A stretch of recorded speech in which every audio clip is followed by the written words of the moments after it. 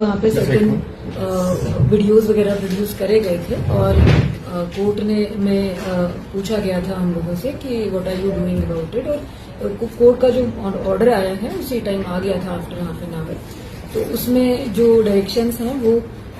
SSP के लिए काफी क्लियर डायरेक्शंस हैं इन्वेस्टिगेट करने के लिए। जो भी एलिगेशंस हैं वो सब ने आप लोगों ने पढ़ा ही है।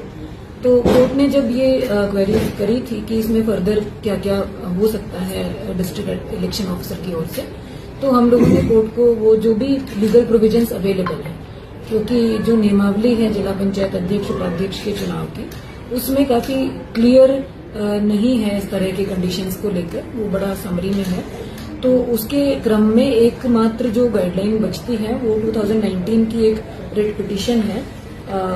ऑनरेबल हाईकोर्ट के डायरेक्शंस हैं, वो काफी विस्तृत डायरेक्शंस हैं। उसमें लॉ एंड ऑर्डर सिचुएशन और बहुत सारी सिचुएशन के बारे में क्या क्या स्टेप्स लिए जा सकते हैं वो काफी क्लियर करा गया है। तो उसी के क्रम में जो एक ऑप्शन अवेलेबल था, तो वो हम लोगों ने कोर्ट को सजेस्ट करा था कि district election officer can send a report to आयोग फॉर रीपोलिंग, और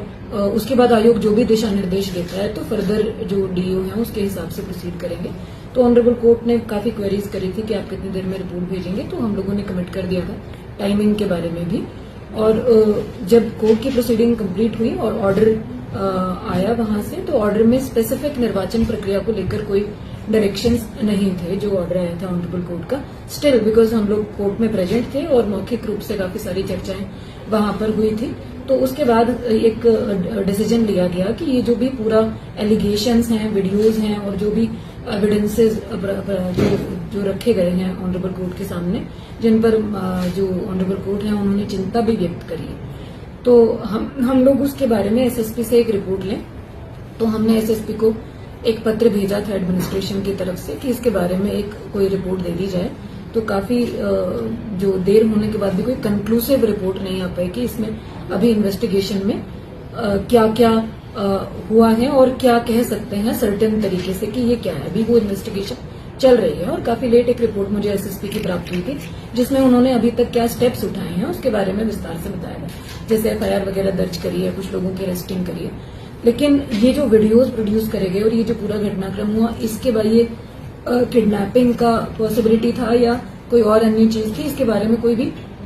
जो कंक्लूसिव रिपोर्ट है वो नहीं दी गई थी। फिर भी हमने आयोग को एक सारा तथ्य लिखते हुए और कोर्ट की जो प्रोसीडिंग्स है उसको लिखते हुए आयोग को एक पत्र भेजा था यहाँ से, जिसमें हमने आयोग से दो बिंदुओं पर दिशा निर्देश मांगे थे कि क्या हम whether to proceed further as per the procedure prescribed in guidelines और गो फॉर रिपोर्ट। तो दोनों में से जो भी है वो सारी चीजें लिखते हुए हमको दिशा निर्देश देंगे।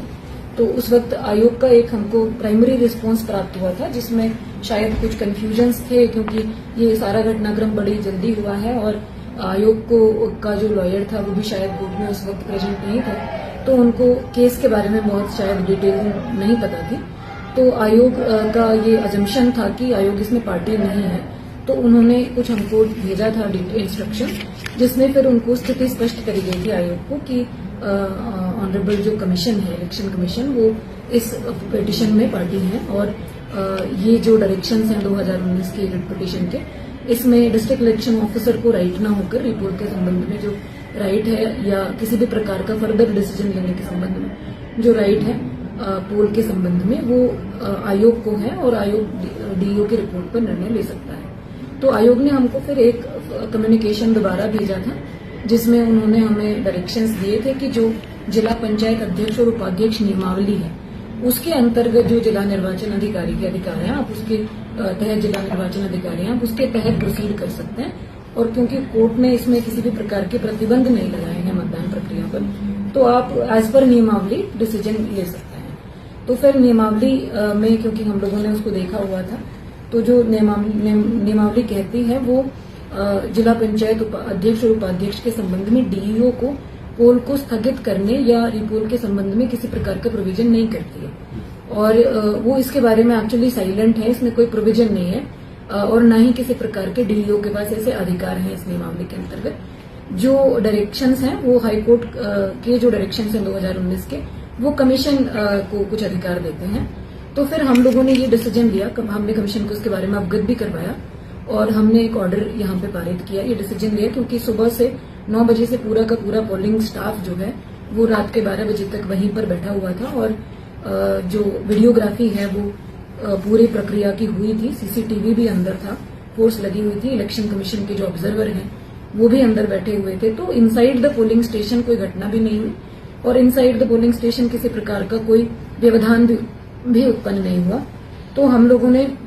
ये डिसीजन लिया कि वी कैन, बिकॉज नियमावली मतदान की समाप्ति के बाद सीधे मतगणना का जिक्र करती है, बीच में किसी प्रकार का और प्रोविजन नहीं करती है। तो हमने ये डिसीजन लिया कि हम नियमावली के अनुसार, क्योंकि आयोग ने हमें प्रोसीड करने के लिए कहा है, तो हम इसको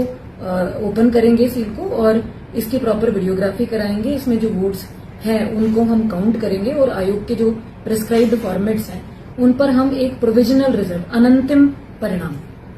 को तैयार करके और उसको जो भी उसमें गाइडलाइंस हैं कि कैंडिडेट्स और उनके जो एजेंट हैं उनकी उपस्थिति में आप जो है ये अधिकृत एजेंट की उपस्थिति में आप ये सारी प्रक्रिया करेंगे, वीडियोग्राफी करेंगे और ऑब्जर्वर की उपस्थिति में ये सारी प्रोसेस करेंगे। ये डिटेल डायरेक्शंस एआरओ को हम लोगों ने इश्यू करे कमीशन की गाइडलाइंस के क्रम में। और उसमें फर्दर एक हम लोगों ने ऐड किया क्लॉज, क्योंकि अभी एसएसपी से इस घटनाक्रम के बारे में कोई कंक्लूसिव रिपोर्ट प्राप्त नहीं है,